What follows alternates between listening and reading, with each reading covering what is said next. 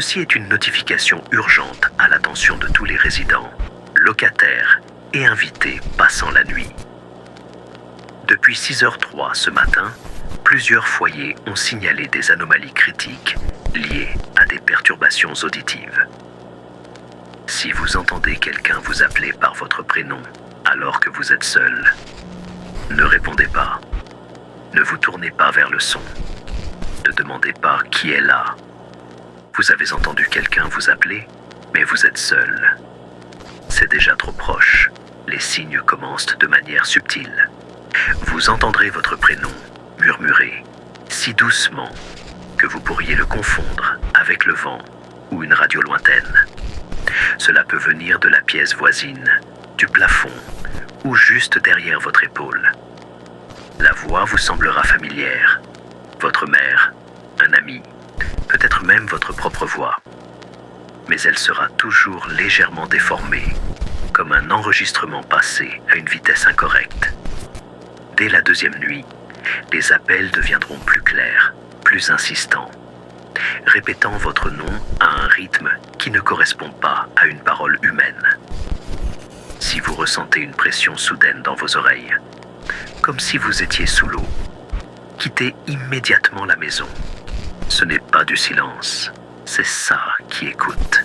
Tout a commencé en 1957.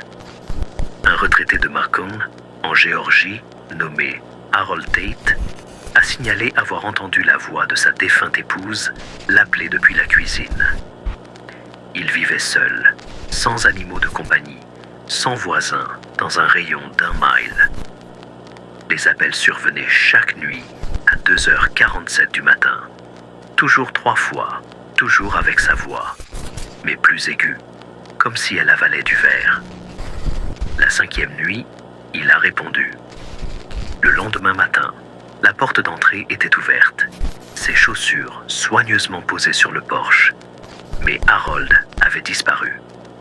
La police a trouvé un magnétophone dans le grenier, fonctionnant sans pile, répétant son nom en boucle. La bande sentait la moisissure et le cuivre. La maison a été démolie, mais la voix ne s'est pas tue.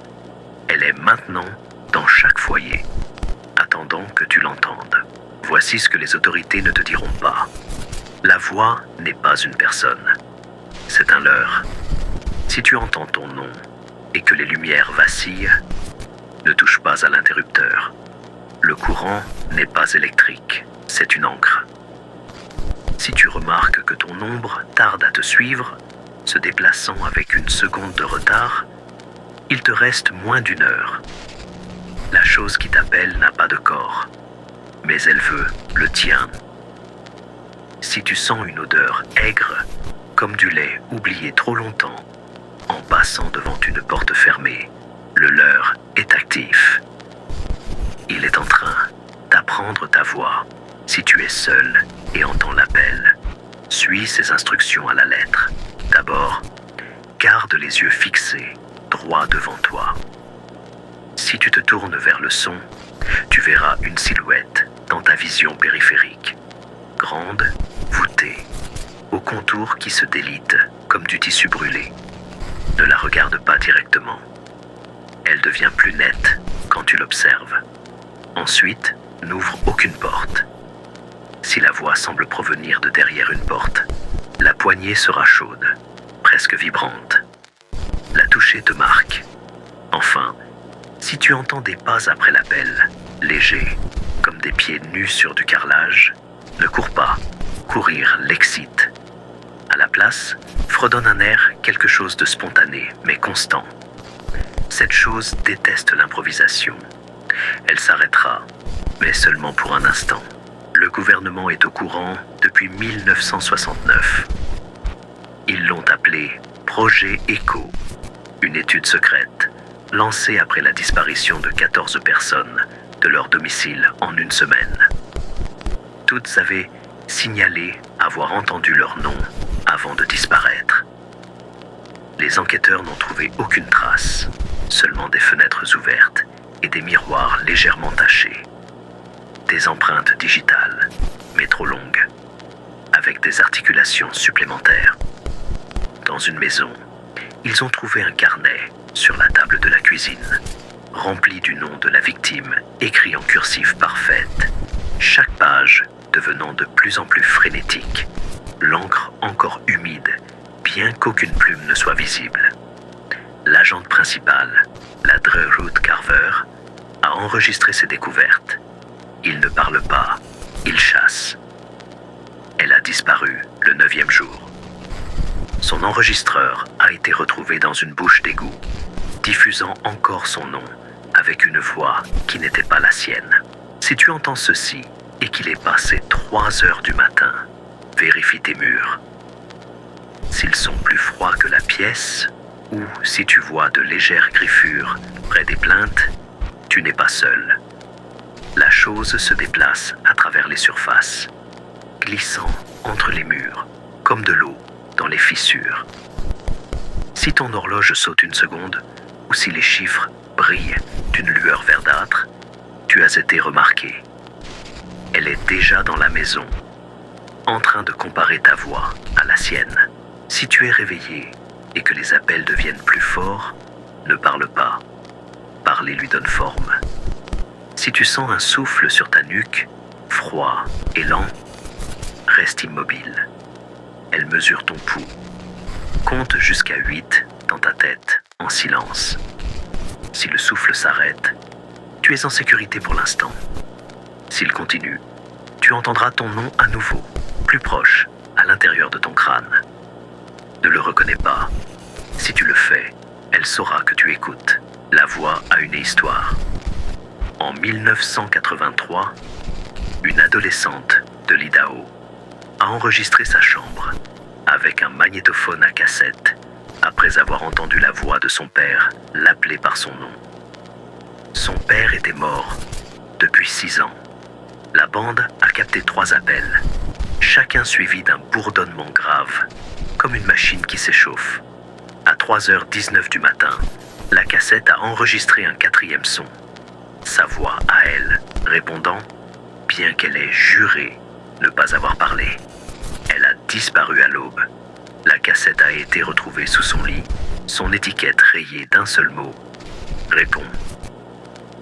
Des copies de la bande sont apparues en ligne, mais elles corrompent tout appareil qui les lit, laissant un léger écho du nom de l'auditeur.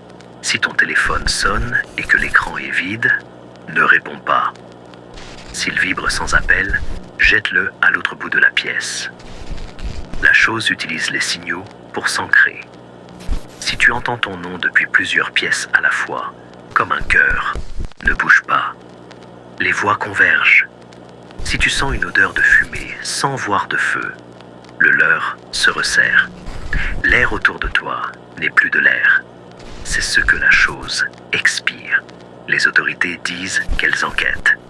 Elles ont installé des capteurs audio dans les foyers touchés. Mais les enregistrements sont inutiles.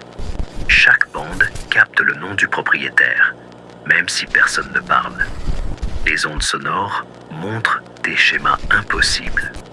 Des fréquences qui ne devraient pas exister, avec des pics à 4h, 4 du matin, toujours à 4h04.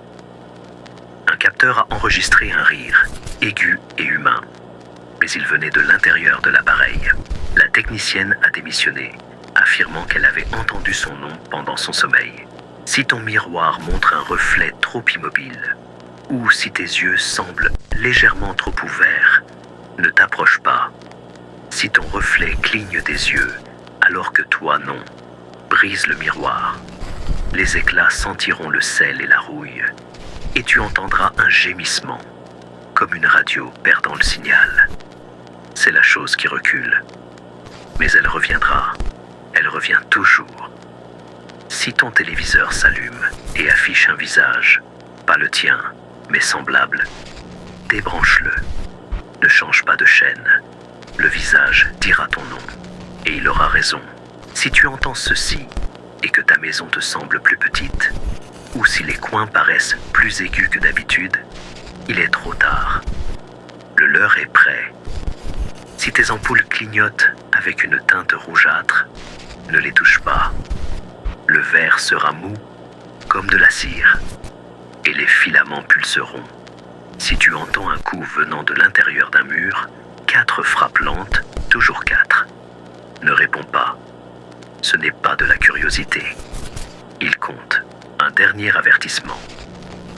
Si tu réalises que tu n'as pas cligné des yeux depuis le début de cette transmission, ou si ta voix te semble rauque, comme si tu avais crié, arrête de bouger. Ferme les yeux et compte jusqu'à 10. Tu entendras ton nom, fort et clair, depuis toutes les directions. N'ouvre pas les yeux. Si la voix s'arrête, tu es en sécurité pour l'instant. Si elle continue, tu n'es pas seul. Tu as entendu quelqu'un t'appeler et tu as répondu. Il attendait depuis que la maison a été construite. Que Dieu aide les résidents de 2025. Fin de la transmission.